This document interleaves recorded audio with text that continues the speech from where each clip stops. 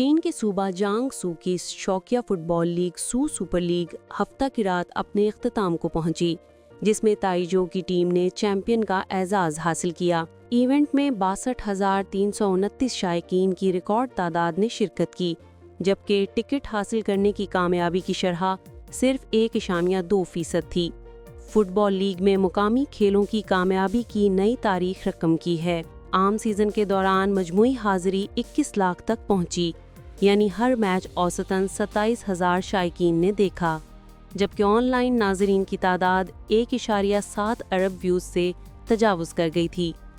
Knockout मरहले में तमाशाइयों की तादाद मज़ीद बढ़ गई। ये औसत 40,000 से ज़ायद रही, जबकि ऑनलाइन व्यूज़ में 160% इजाफा हुआ। लीग का असर सिर्फ खेल के मैदान तक महदूद नहीं रहा। सरकारी आदाद-ओ-शुमार के मुताबिक मैचेस के दौरान मेज़बान शहरों में 2,39,70,000 सियाह आए, जो गुज़श्ता साल के मुकाबले में 17.7% ज़्यादा हैं।